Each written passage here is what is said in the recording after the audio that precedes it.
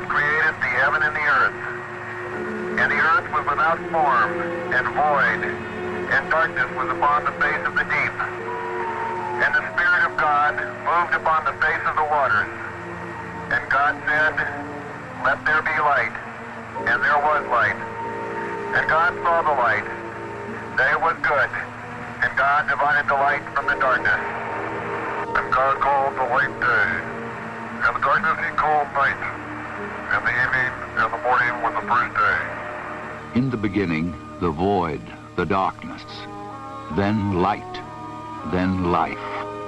And from life came man, joining the caravan for the long, slow journey through a world of discovery, invention, exploration. His marks, his milestones, stretch out through the centuries. His footsteps echo down through the corridors of time. Time. July 1969 in Florida. The footsteps, the caravan quickened. The corridors shortened as man reached outside his world into another void.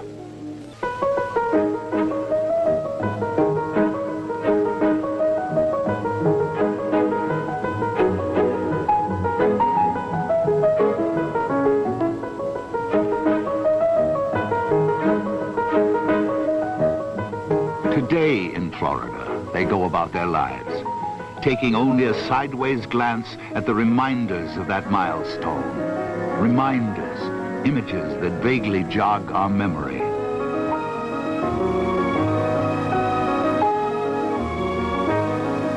is Apollo Saturn Launch Control, aiming toward a planned liftoff time of 32 minutes past the hour. The start of our launch window on this, the mission to land men on the moon. The countdown still proceeding very satisfactorily at this time. Time, it plays tricks on us. It smudges and blurs the sharp edges of reality. But we turn the trick and summon up our own reality, images, sounds, to help us remember. During the powered flight.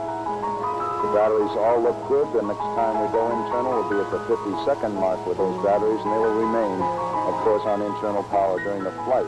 The lunar module, which has been rather inactive during these latter phases of the count, also is going on internal power at this time on the 2 batteries in the ascent stage and the 4 batteries at the descent stage. They came 1 million of them to this place, drawn by the magnet of history in the making. The astronauts, the prime crew, were awakened at 4:15 a.m. Eastern Daylight and proceeded to have a physical examination in which they were declared flight ready. They sat down for the normal astronaut fare on launch day. As far as breakfast is concerned, orange juice, steak, scrambled eggs, toast, and coffee. The target for the Apollo 11 astronauts, the moon, at liftoff will be at a distance of 218,096 miles away. The astronauts departed from their crew quarters after checking out their suits. They departed from their crew quarters at 6:27 a.m. and some 27 minutes later, 8 miles away from the crew quarters at the Kennedy Space Center, atop the launch pad at Complex 39, 6:54 a.m., the commander, astronaut Neil Armstrong, was the first to board the spacecraft. He was followed about 5 minutes later by Mike Collins, and finally Buzz Aldrin, the man who's sitting in the middle seat during liftoff, was the 3rd astronaut to come aboard. The weather is certainly go. It's a beautiful morning for a launch to the moon. We expect a temperature of about 85 degrees in the Kennedy Space Center area. We're still go on Apollo 11 at this time. T-minus 25 seconds. 20 seconds and counting. T-minus 15 seconds. Guidance is internal. 12, 11, 10, 9. Ignition sequence starts. 6, 5, 4, 3, 2, 1, 0. All engine running. Liftoff. We have a liftoff. 32 minutes past the hour. Liftoff on Apollo 11. Tower cleared.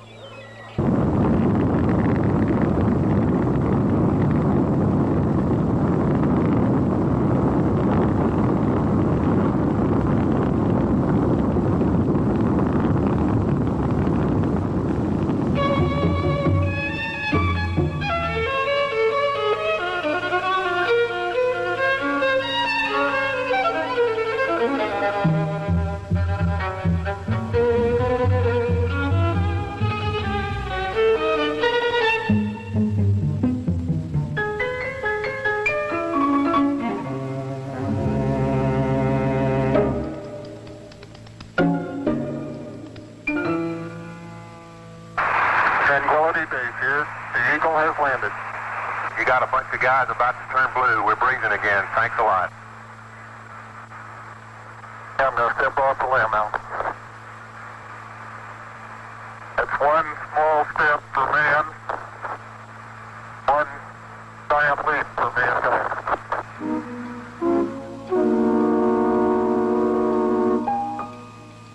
Apollo 11, Armstrong, Aldrin, and Collins. They and millions of others reached out and, in their own way, touched another planet.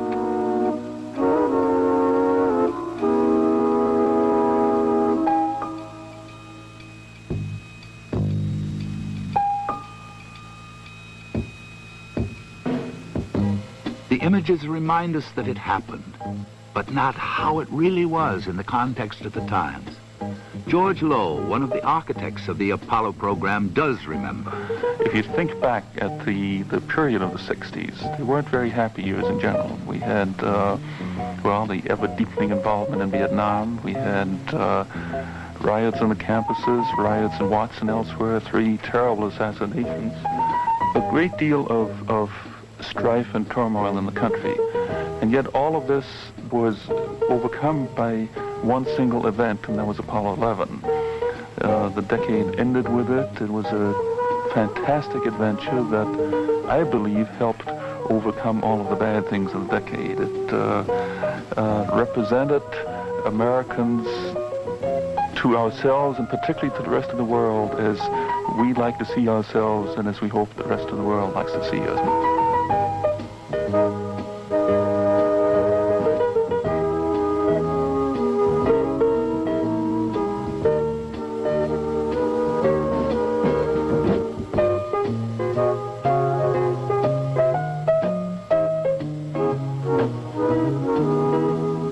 The equipment of Apollo, some of it is now in museums, artifacts from an age of discovery. These strange-looking objects, they're there as reminders that after all, it did happen, and it happened the way we remember.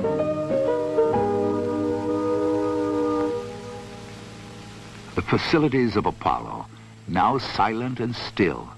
In Houston, Mission Control, the nerve center of manned flight operations.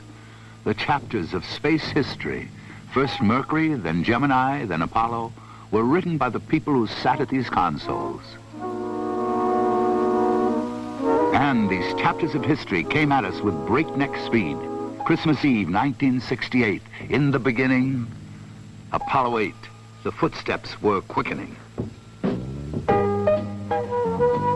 A few months later, Apollo 9. The long years of preparation were contracting into days, hours, minutes. The first manned flight of the lunar module, the Spider. Apollo 10, the dress rehearsal for the real thing. In 5 months, 3 missions, and in the 7th month, the payoff. Then, the celebrations.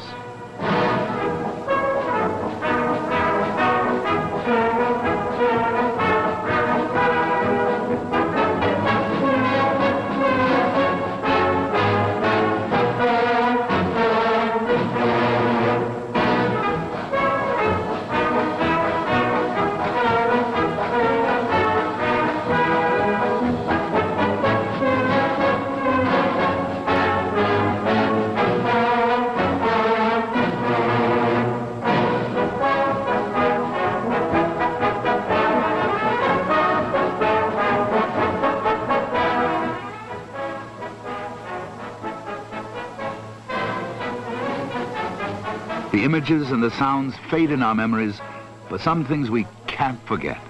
Names: Apollo 11, Armstrong, Aldrin, and Collins.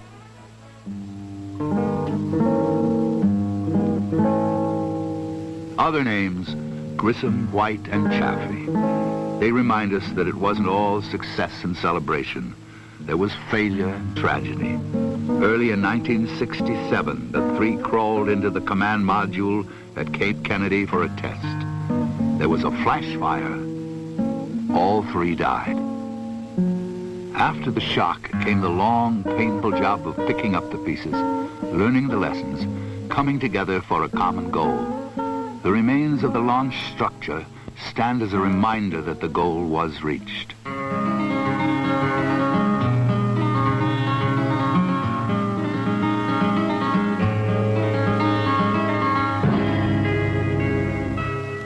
These strange shapes, what do they mean? These towers of steel, what are they? Monuments or leftovers from some earlier age of discovery?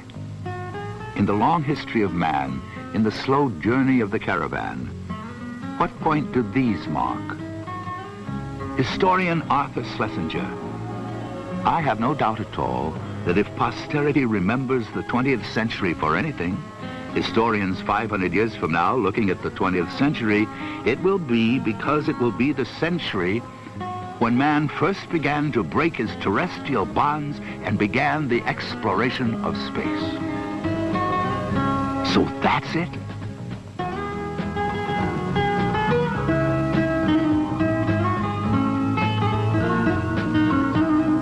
As man learned, moved on, and discarded the earlier structures, he came to these. They're marked for further milestones, reserved for future missions, other reaches to other different voids.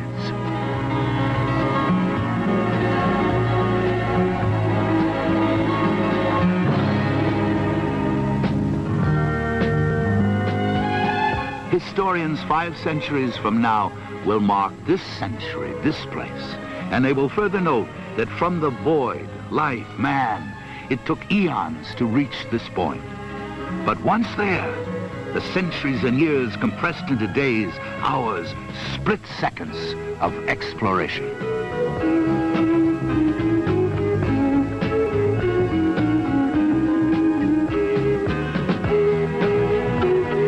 The wheel, the engine, the airplane, they came slowly at first, then with increasing velocity. And then this, so huge, so powerful, so different that no ordinary modern name would suffice.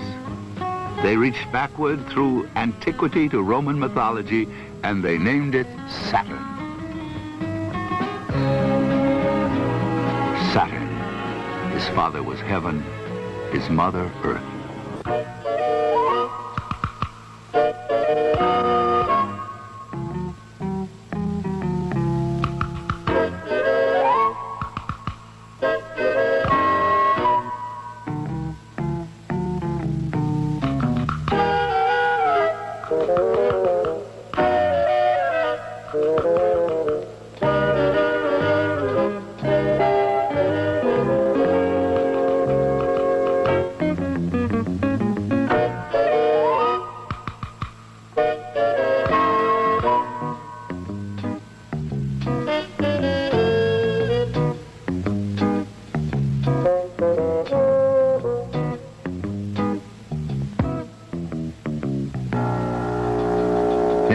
And had fun because we, were confident of success.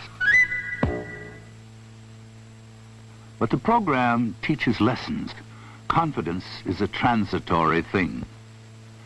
Apollo 13. Hey, Houston, we've had a problem here. Can say again, please. Oh, Houston, we've had a problem. Stand by, 13. We're looking at it. 3 days out, barreling toward the moon, an explosion. No one would see the problem for some time, but they went to work on it. The people of Apollo coalesced into a single dedicated unit, linked themselves with their technology, and cheated tragedy. A new chapter in space history was written in Mission Control. Eugene Kranz was the flight director when the problem developed. Throughout this entire next several days, there was one dominant thought in the minds of all of the flight controllers.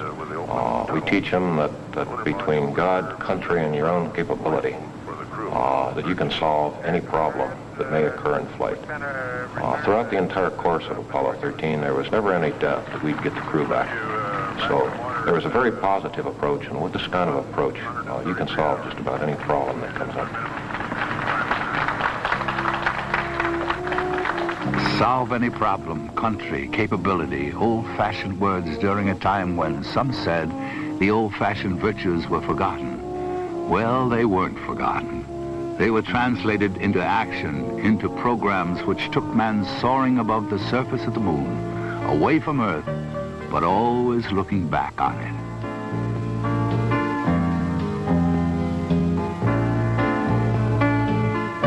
These divided thoughts, the moon, the Earth, run through the Apollo program a sort of theme. They went there flying in their graceful machines, but they always thought back to where they came from. Perhaps that's natural. The moon is a strange place for men to be flying to.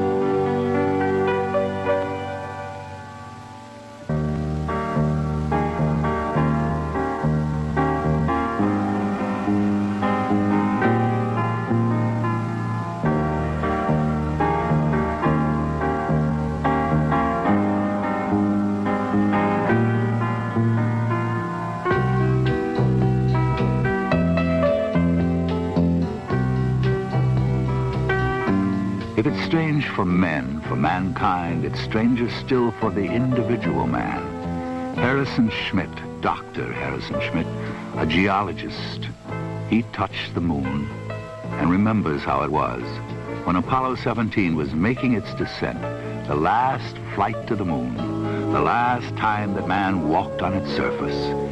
Schmitt remembers how it was. One's first feelings are a mixture, a very complex mixture of humility,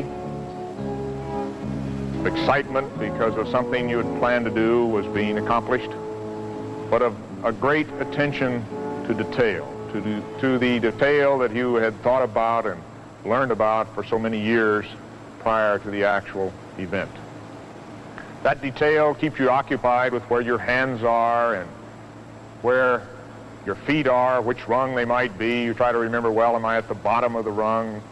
And then as one moves away and tests his way on the surface of the moon and looks around, and in my case, looked around a very magnificent valley, you see a rolling, hilly country that is interspersed with some blocky fields of rocks that you know because you've studied the photographs, and you saw them as you descended surround large craters that have been formed in that rolling countryside. These rolling dark hills merge in the distance a few kilometers away with the very smooth but very bright colored slopes of the massifs. And they rise with a majesty to rocky tops that are almost beyond description because there's nothing like it that we have seen on Earth.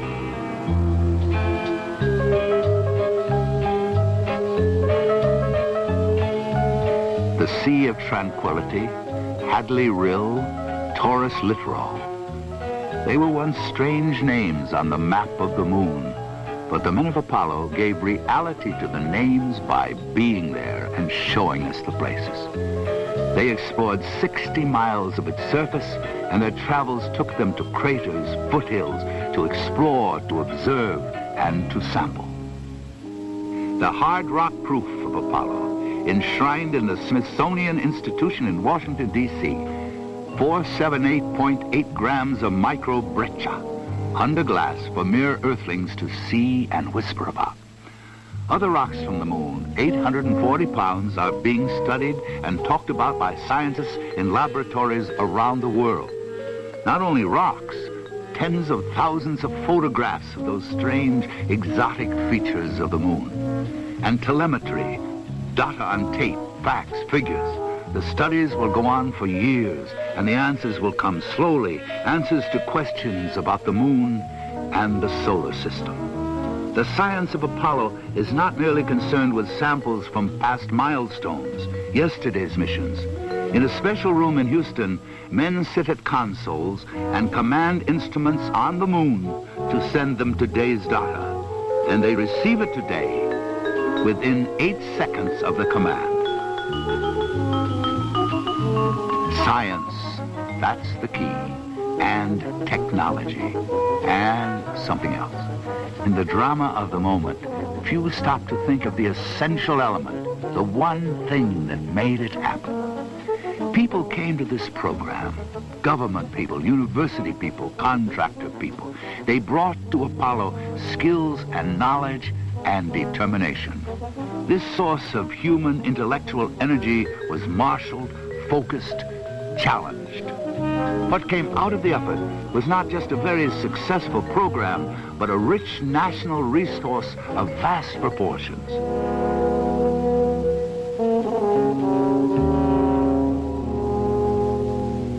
Crystals from the moon, the symbols of the science of Apollo. Behind it, causing it, was the spirit of Apollo. I was strolling on the moon one day in the merry, merry month of December. No, May the month. May, that's right. May is the year of the month. When, much to my surprise, a pair of bunny eyes. That's the truth. You do that in West Texas and you get around. We saw something of this spirit. We shared in the adventure, the excitement, the euphoria of being there. We shared it with the men who bounced across the surface of the moon. Look at the size of that biggie. It is a biggie, isn't it? And the surprise of discovery. We were there too, all of us, watching, vicarious explorers. On for the big boulder.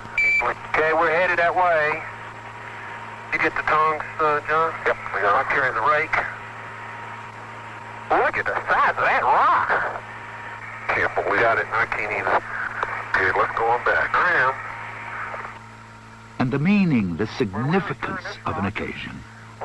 That too came to us, flashed into our living rooms on a 19-inch window on the universe. Countries throughout the world. We hope that this will be a symbol of what our feelings are, what the feelings of the Apollo program are, and a symbol of mankind that we can live in peace and harmony in the future.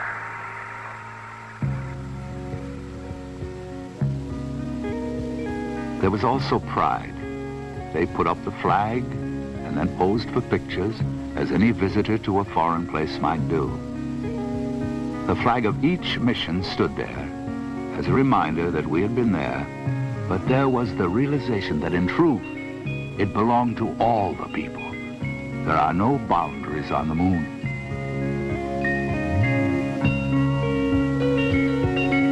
The focus was the moon.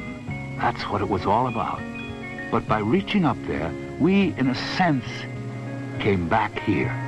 As one stands and scans a 360-degree panorama of his own, one of the first objects in the dark lunar sky that you see is a bright and beautiful bluish globe that we call Earth. This globe represented to all of us, I think, not only home, but a very fragile place that we have come back and felt that needed not only protection but understanding.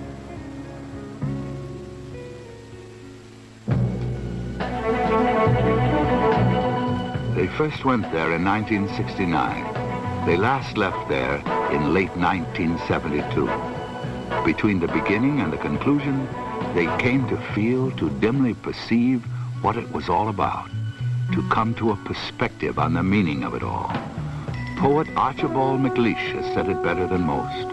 To see the earth as it truly is, small and blue and beautiful, in that eternal silence where it floats, is to see ourselves as riders on the earth together, brothers who know now they are truly brothers.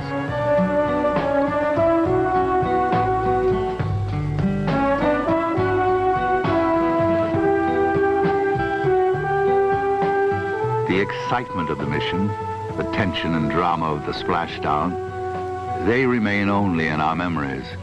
And in time, they'll be replaced in the future by other missions, other memories. The moments of Apollo may be over, but the understanding and the discovery, they go on. And the full meaning, the real meaning, may yet be in the future too. But for now, for the present, The images and the sounds provide meaning enough to each in his own way and to each in his own time.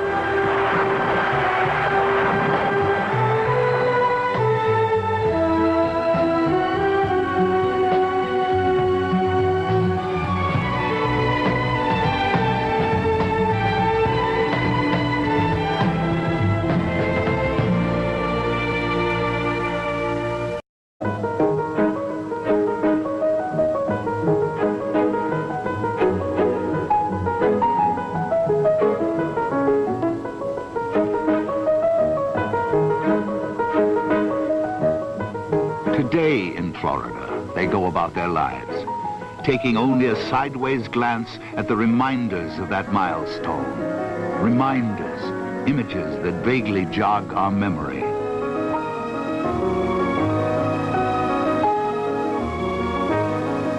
is Apollo Saturn launch control, aiming toward a planned liftoff time of 32 minutes past the hour, the start of our launch window on this, the mission to land men on the moon.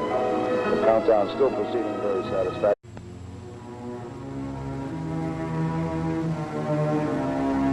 For all the people back on Earth, the crew of Apollo 8 has a message that we would like to send to you. In the beginning, God created the heaven and the earth. And the earth was without form and void, and darkness was upon the face of the deep. And the Spirit of God moved upon the face of the waters. And God said, "Let there be light." And there was light. And God saw the light, that it was good. And God divided the light from the darkness. And God called the light day, and the darkness he called night. And the evening and the morning was the first day. In the beginning, the void, the darkness, then light, then life. And from life came man, joining the caravan for the long, slow journey through a world of discovery, invention, exploration. His marks, his milestones, stretch out through the centuries. His footsteps echo down through the corridors of time. Time, July 1969 in Florida. The footsteps, the caravan quickened. The corridors shortened as man reached outside his world into another void. Time, it plays tricks on us. It smudges and blurs the sharp edges of reality. But we turn the trick and summon up our own reality, images, sounds, to help us remember. The batteries all look good. The next time we go internal will be at the 50-second mark with those batteries, and they will remain, of course, on internal power during the flight. The lunar module, which has been rather inactive during these latter phases of the count, also is going on internal power at this time on the 2 batteries in the ascent stage and the 4 batteries at the descent stage. They came 1 million of them to this place, drawn by the magnet of history in the making. The astronauts, the prime crew, were awakened at 4:15 a.m. Eastern Daylight and proceeded to have a physical examination in which they were declared flight ready. They sat down for the normal astronaut fare on lunch day. As far as breakfast is concerned, orange juice, steaks, scrambled eggs, toast, and coffee. The target for the Apollo 11 astronauts, the moon, at liftoff will be at a distance of 218,096 miles away.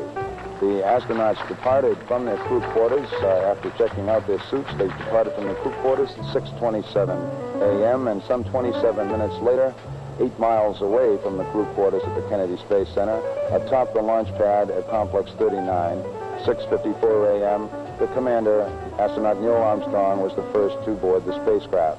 He was